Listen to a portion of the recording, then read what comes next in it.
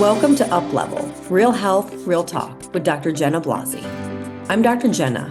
I spent years crafting ways to help women thrive, and I want to help you do the same. On this podcast, we dive deep into health at every level, focusing on the mind, the body, and the spirit. This is where real conversations meet transformational wellness. We'll be talking about all the things that truly matter, from nutrition and fitness to lifestyle, mindset, and personal development. Plus, the real deal on managing stress and navigating menopause. So if you're ready to elevate your health journey with authentic, transformative insights, you're in the right place. Let's get started.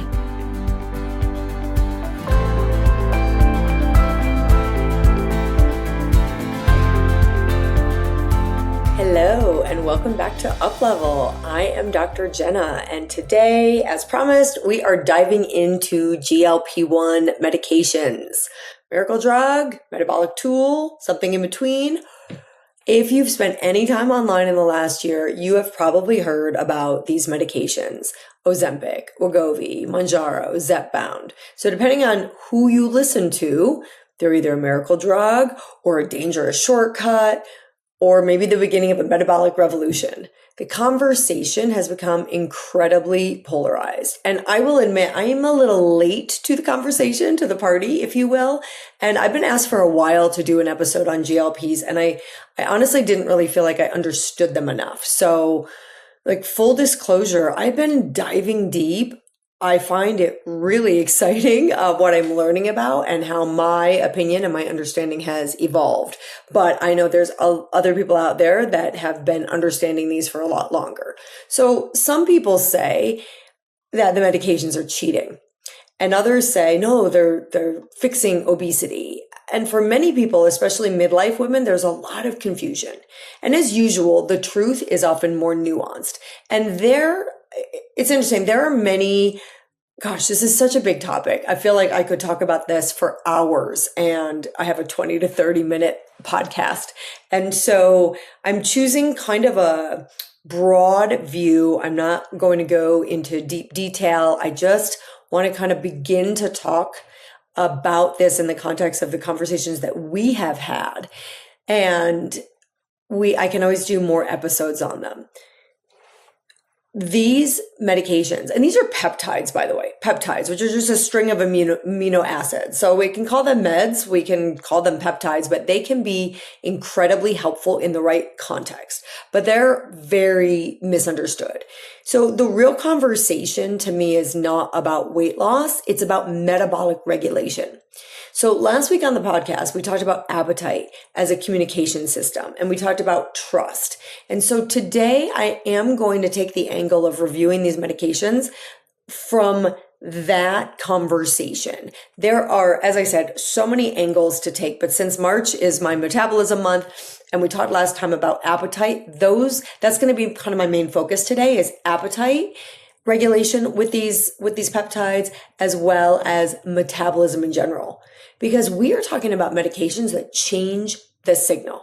They change the signal. So what the GLP-1 medications actually do, they work by mimicking a hormone your body already produces. GLP-1 stands for glucagon-like peptide 1. And if you see an RA after it, that's receptor agonist. And it's a hormone that's released in the gut after you eat. And it influences several systems at once. All right. GLP-1 signaling slows gastric emptying, increases satiety signaling, improves your insulin response, reduces your appetite, influences brain reward pathways, and it does a lot more that we're learning more and more about how it works in the brain, because there's receptors in the brain and cardiovascular benefits, brain health benefits, etc. Again, focusing as much as I can in one angle today. So people often say that these will make you, quote unquote, less hungry, but the physiology is actually much broader.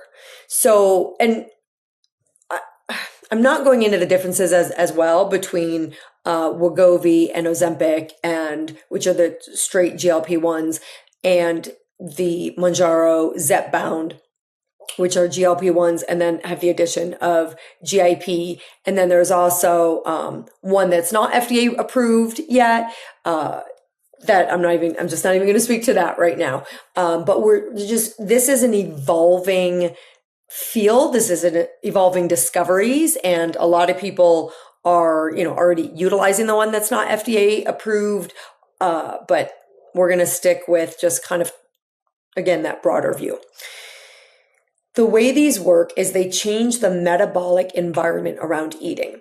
So when your insulin signaling improves, when your gastric emptying slows, when reward signaling softens, then that internal urgency around food can decrease. And so what many patients describe is they're simply eating less, right? They say something like, I finally feel calm around food. So many people have been micromanaging their food for years, right? They're calorie counting.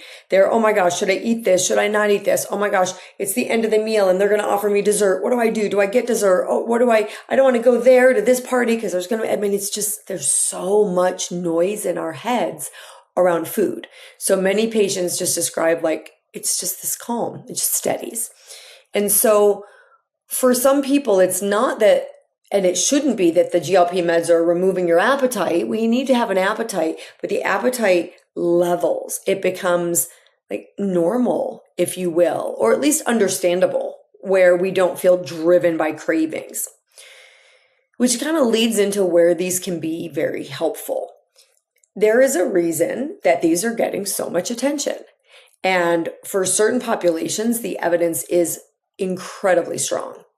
Clinical research shows benefits in areas such as significant weight loss in people with obesity, improved glycemic control in diabetes, cardiovascular risk reduction in certain high-risk groups. It's a pretty significant cardiovascular risk reduction. And many of the studies have found it's separate from the weight loss. Like it's not just the weight loss piece. Of course, if you release weight, your heart will be healthier, your insulin will improve, all of those pieces, but it's separate from that. It's actually improving the metabolic signaling. And so we also get improved metabolic markers. My dog is barking so loudly. I don't know if y'all can hear it. I don't know what's going on outside. All right. For individuals with severe appetite dysregulation, these medications can dramatically change the experience of eating. So clinically, this can be helpful with significant obesity, in metabolic disease, in insulin resistance, and in long histories of failed lifestyle attempts. And this is an area where we like to blame, right? We like to look at obesity and shame and, it's just lifestyle. That is a huge part, right? We've got to move our bodies. We've got to make healthy choices. But the system gets so disrupted that even when people make those attempts, the metabolic signaling is so chaotic that they might really, and this is why people, gain weight, lose weight, gain weight, lose weight. And it's not just a matter of willpower. I mean, yes, that helps. And honestly, that's why I switched in my practice to doing comprehensive programs with people, because it's so much more impactful when they have a system and they have support and they have accountability, and we're actually resetting their metabolism, like working with the gut, which I'll get into in a little bit, and then making these lifestyle choices easier and become a part of who we are. But these medications, these peptides, can be an amazing adjunctive tool in that, all right? Because this is about metabolic stability. This is, for many patients, this is not just about weight loss. All right. When you have metabolic stability, your energy becomes more predictable. Blood sugar becomes more stable. And when the body stops experiencing constant metabolic volatility, appetite signals often become easier to manage. And this is why they can feel so powerful. All right. I want to talk about like the threat that the body feels. If we're looking at why these medications can feel so transformative, we have to talk about something called metabolic threat load. When the body experiences instability, things like blood sugar volatility, chronic inflammation, sleep disruption, stress hormones, the brain interprets this as potential survival risk. I've talked about this in the last few episodes. And so when the brain senses risk, it increases energy-seeking behavior, right? Eat now in case energy is scarce later. The GLP-1 peptides lower the threat by stabilizing your glucose, improving insulin signaling, reducing inflammatory tone, just inflammation, and softening that reward-driven food urgency. So what many people experience is not just eating less, it's a calm, it's regulation, it's energy evenness. And many people, will say, I don't feel obsessed with food anymore. This isn't just appetite suppression. And again, we don't want to suppress our appetite. It's about quieting the environment. This is a quieter metabolic signal environment. So when a lot of people, the risks have been really overinflated, honestly, like really overinflated. And it seems from what I've been seeing and reading and understanding and watching this unfold, many of the risks are from people starting at too high a dose. So we have to understand a few pieces.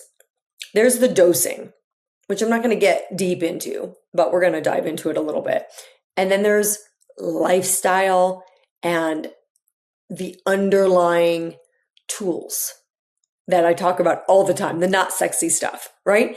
These medications are powerful tools, but they are still just tools. They do not replace foundational physiology, all right? So we have got to look at protecting our muscle mass when we take these. We have got to be resistance training, strength training, having adequate protein, nutrient-dense foods, getting enough sleep. All of those things are important because a lot of what we hear, so when people talk about the risks, so one thing they say is, well, as soon as you go off it, you're going to gain the weight back. Sure, yes. If you haven't, especially if you haven't done the other things, right? Change the lifestyle. You can eat less of crap. Let's actually change what we're eating, right? When we get that metabolic calm, let's now make healthier choices, which these do make it easier to do. But we've got to have the information. We've got to have the guidance. You've got to get in the gym and strength train at home, in your home gym, whatever. So there's a lot of talk about muscle loss, and we'll get into that a little bit. But that's not from these on their own. That's from people not eating enough protein. That's from people not strength training. So potential trade-offs initially, and in my opinion, if not dosed correctly, gastrointestinal side effects. So especially with like Ozempic and Wegovy, nausea. Less so with tirzepatide, which is named, Mounjaro is the one for diabetes, and Zepbound is the one that's been trademarked for, is trademarked the right word? Whatever it is, for obesity. But less so with those, but gastrointestinal side effects, it can look like constipation, nausea, muscle loss if protein and resistance training aren't prioritized. Those always stay at the top of the list, y'all, for everything. Weight regain after stopping in some people. And then there's the high cost and accessibility challenges and some potential long-term unknowns, but these have been studied for a long time. So I would say one of the biggest concerns clinically is muscle loss. Because if we dramatically reduce caloric intake without protecting our muscle, we're not helping our system, right? We have to have strength training, adequate protein, nutrient-dense food. Then, because otherwise the weight loss may not be metabolically protective. Remember, muscle is our main endocrine organ. It is our longevity ticket, if you will. And so we don't want to lose that.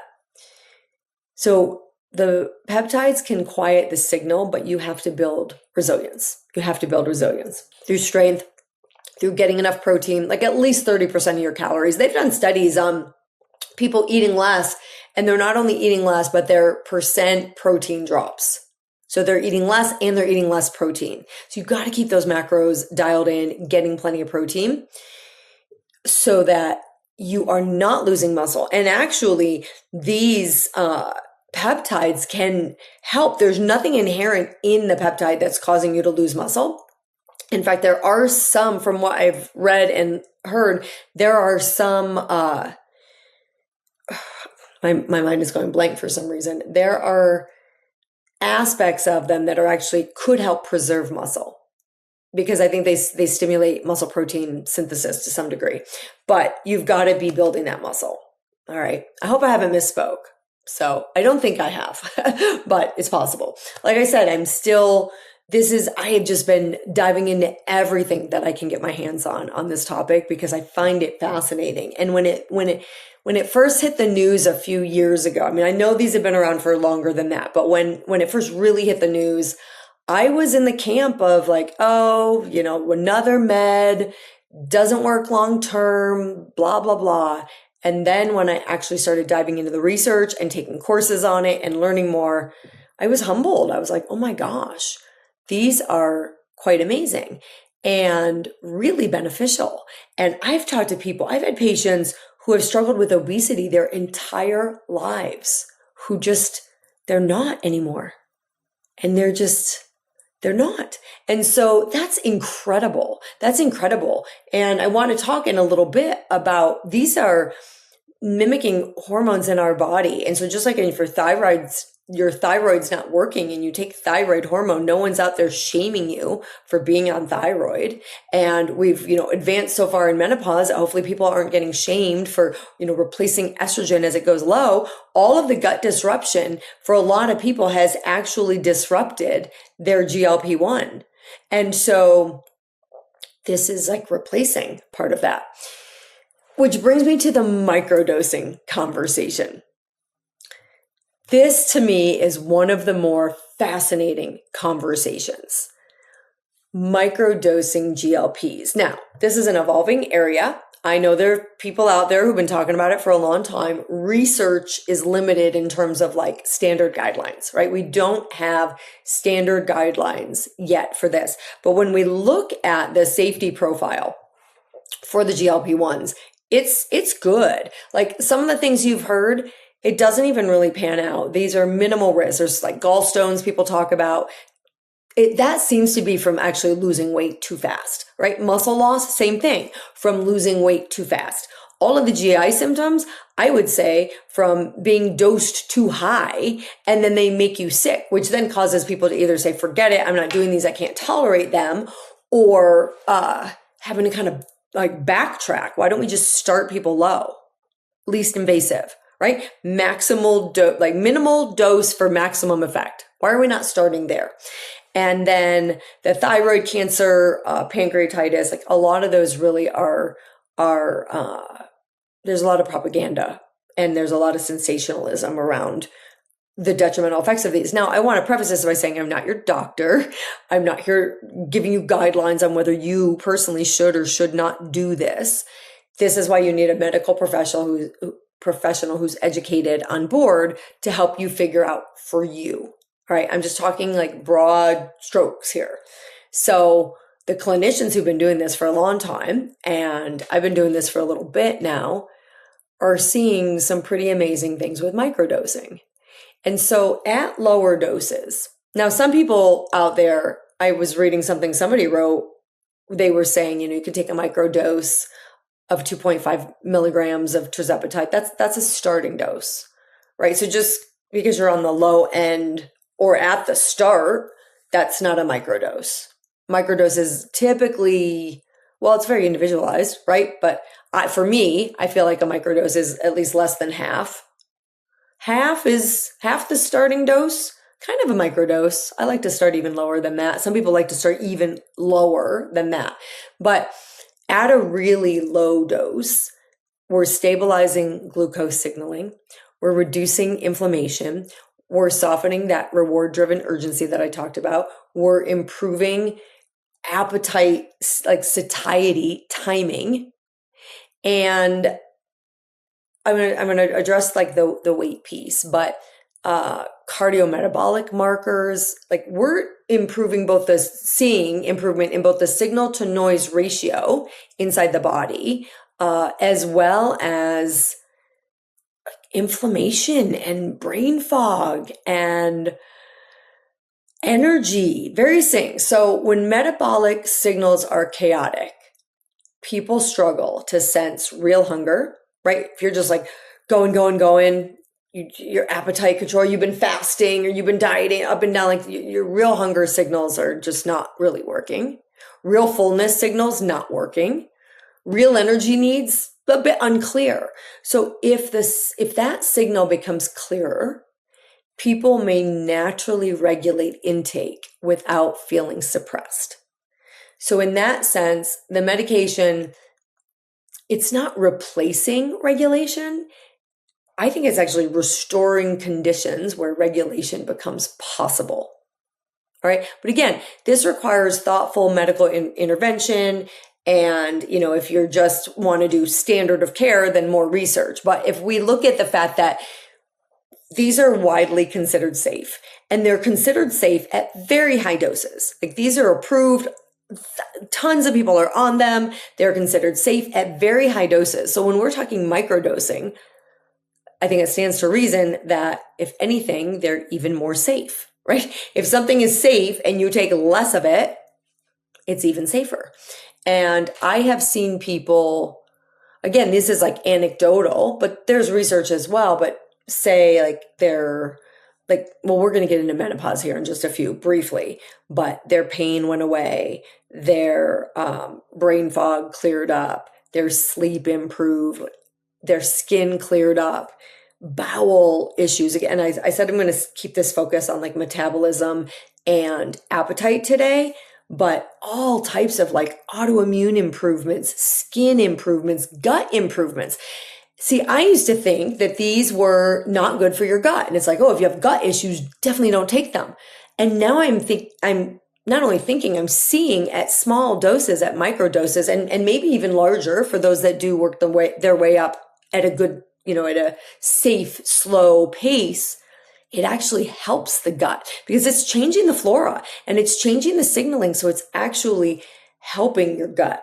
I don't, when I break down like who should take these, who would benefit from these, I'm not ready to say what I think on this yet. I'll be honest, because I listened to a doctor and she said she believes everybody over 40 should be on these in a microdose.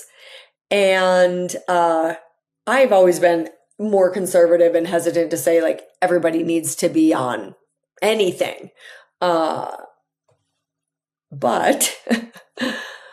gosh, I mean, if we're looking from standard of care, all right, these, are considered most appropriate for individuals with metabolic disease, significant obesity, insulin resistance, severe appetite dysregulation, etc. But when we're talking microdosing and what I'm seeing, both with the people who are doing it that I know clinically, that I know of my colleagues, I'm experimenting on my family at the moment, patients I'm working with, I'm seeing, as are many other people, pretty phenomenal things at microdose levels. And like the conversation around hormone therapy, I'm coming to a place where it's like, okay, does everybody want to add this? No, probably not. But if we have an open, honest, non-biased conversation, we're talking about supporting the body through changes and possible deficiencies. All right, so let me explain what I mean by that. First off, like I said, the foundations are super important. That's why I switched to doing that in my practice, because I believe wholeheartedly most, if not all of us, need to reset our guts. We have years of stress and medications and chaos and hormone changes that just wreck our gut. So I'm not even talking about just all the folks with irritable bowel and IBD, inflammatory bowel disease, whether it's ulcerative colitis, Crohn's. I'm just talking about your normal leaky gut that most of us experience, or intestinal hyperpermeability. And the world has so many chemicals that we're exposed to. So our endocrine system's affected by that. We have got to set these foundations in place. And this is the issue with like hormone therapy. If we just throw hormones onto a system that's metabolically chaotic and super overburdened with toxins and leaky gut and all of that, the hormones either at best don't help, at worst cause more chaos. I think this is where the whole theory of like progesterone intolerance, or I took estrogen and it made this happen and that happened and I got so much worse, because our systems are too chaotic. So I believe in setting those foundations first. Even when I'm doing hormone therapy with women, I'm like, we're going to set the foundations first. We're going to make sure we're dialed in. The gut is healthy and repaired, and we're clearing the gunk from the system, and we're building a long-term healthy, sustainable diet, and we've dialed in your fitness, and now you feel better. Like a lot of the women I work with are too tired and in pain to do the exercise. We got to get them feeling better so they can do that. So we start with these foundations, and then I believe adding hormones in or adding a GLP-1, it actually can be quite magical. It really can. I'm changing my tune on this completely. And there's those out there that say like, this is not appropriate for weight loss without metabolic dysfunction. And what I would say is, first of all, most of us have some level of metabolic dysfunction.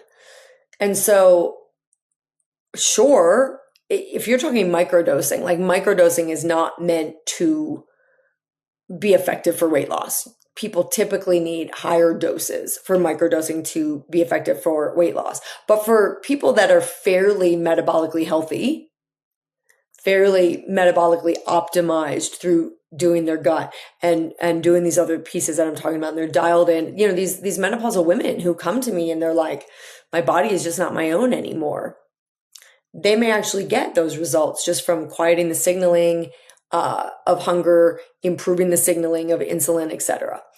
So if you or someone is considering starting these peptides, some important questions to ask yourself or ask them, do you have a muscle preservation plan, right? Are you getting in the gym?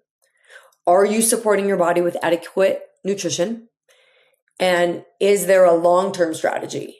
Right? Not just a short-term weight goal, but a long-term strategy, because any medication, any peptide, any hormone, anything without lifestyle integration often leads to temporary results, no results, sometimes worse results. And that's why, sometimes women are like, I want to go on hormones right away. And their system is so chaotic. I'm like, okay, let's take you through the foundations. Let's get the gut working, right? Let's clear this toxic load from the system. Let's build up your plan, get you exercising, get you eating well. And then that support will be really lovely and lead to longer term results. Because the real goal is like optimized energy, longevity, clarity, and regulation. Right? At the end of the day, the goal of metabolism and metabolic care is not just about weight loss. It's not just about body composition, but that is also important. Like if you have extra visceral fat, that is not metabolically healthy. And that fat is inflammatory. But when we're regulated, a regulated system has stable energy, has predictable appetite, has metabolic flexibility, has a resilience to stress. And for some people, these GLP-1 medications can help create the conditions where that regulation becomes possible. It is a tool along the way. So again, my approach, and I'm going to talk about midlife metabolism here, and I know we're coming up on a half an hour. I'll probably go a little bit over today. Whether it's hormone therapy or GLP-1, I like to take people through a process. That's why I switched several years ago now from the fee-for-service, where people just went back to their crazy lives and didn't really get deep on how do they implement and make transformative changes. It's like building the house, right? We can have this beautiful design with your diet and your exercise as the house, but the foundations have to be there. Foundations have to be there. And then in that design, different beautiful windows can be your hormone therapy or the GLP. They're added support. Now, occasionally, maybe we need that support first. Hormone therapy occasionally, GLP, to actually be able to start doing the things. There is an argument for that. Most of the time, I would say I like to dial in the foundations first, and then we get a cleaner slate. We see what's left, and then we can do the minimal dose of anything that we're adding, whether it's a supplement or whether it's a GLP-1 or whether it's hormones. We can add the minimal and get the maximum effect, and then we can work our way up on a metabolically sound regulated system. So when we look at midlife metabolism and GLP-1s and hormones, so many women report, nothing in my lifestyle has changed. Suddenly my body responds differently. Weight is harder to lose. My appetite feels different. And this is very common in midlife. And there's a lot of different pieces that go into this. And, I often say, like in menopause, we have to run just to stay in place. And I talk about this and break this down in a lot of other episodes. But simply put, during the menopause transition, your estrogen declines, and estrogen is a major metabolic hormone. It influences your insulin sensitivity, your fat distribution, your muscle preservation, your mitochondrial function, your inflammatory signaling. So when estrogen drops, we see these same kind of changes, more insulin resistance, increased visceral fat storage, that belly fat that everybody comes to me and complains about, changes in appetite regulation. I have been telling you all how dysfunctional my appetite has been for several years now. And, an easier muscle loss is also going on. These are real physiological shifts. They're not just lifestyle failures. And so this is where the GLP-1 conversation intersects. GLP-1 medications support metabolic signaling. Again, repeating myself, through improved insulin response, through appetite regulation, through glucose stability, and so many other things. So for some women, they can help offset some of the metabolic changes happening during menopause. And then we can tie this in to the hormone therapy conversation. If declining estrogen is contributing to metabolic change, then supporting hormone physiology may also be part of the solution. Hormone therapy can support insulin sensitivity, visceral fat reduction, muscle preservation, metabolic flexibility. Similar, right? Sometimes the best strategy is not about this or that, right? It's not GLP-1 or hormone therapy. Maybe it's a thoughtful combination of the two, alongside resistance training, adequate protein, strong nutrient-dense metabolic nutrition, sleep support, stress management. But those tools also help us with those. Those tools can help stabilize our energy in a way that maybe it's easier to get into the gym. Maybe it's helping, they help us with our stress resilience. So the stress management becomes more doable. The goal is not about suppressing appetite. It's not just about weight loss, although certainly that's a nice addition that helps all of these pieces that we're talking about.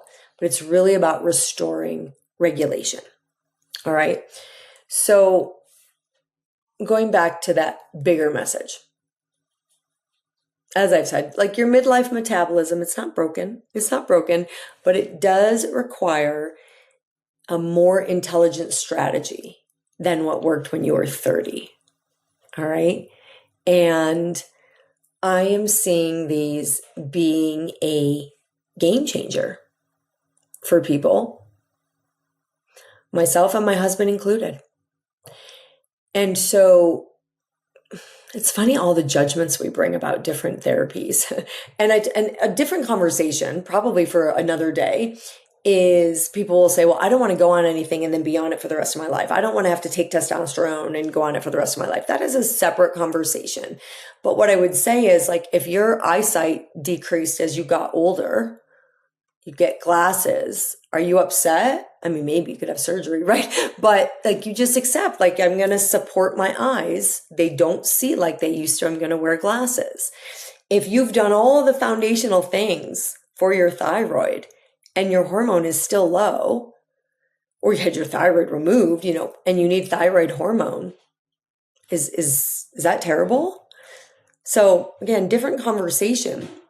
But what I will tell you just personally is, when I went through perimenopause, I took myself through, I felt my mood changing, my sleep was changing. And so I took myself through gut repair and detox, and I was doing intense strength training and HIIT and all of these things. And I really just doubled down on my nutrition, my protein, my exercise, my sleep, and my gut, and clearing like the toxic burden and all of those pieces. And I felt fabulous. And I was like, I don't need hormones. I got myself through this. I feel great. I was sleeping again. I was strong. But as I've gotten further from menopause, the declining hormones are real. So I've got those foundations dialed in.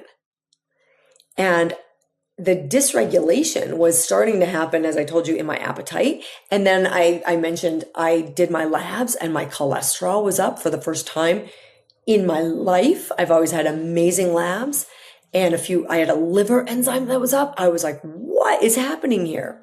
And that's when I was like, okay, I'm going on hormones. So I like to stack so that you know what's what. So I started with progesterone because I didn't really want estrogen unopposed in my body for too long. Started with progesterone, then I added estrogen patch. I've been stabilizing on that for several months.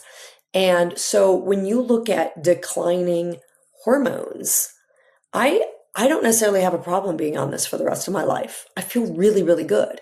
And so I'm restoring something that's not coming back on its own.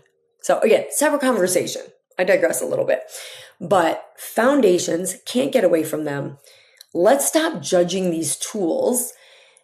Many people do not have functioning GLP-1 in their guts. And so replenishing that can be an absolute game changer. So, full disclosure, I wasn't going to get into my personal stuff today, but I guess I will. I have started microdosing this on myself and my husband. And after months, again, one thing at a time, right? I was on the hormones for a bit, and that was having benefits, but not all the way there.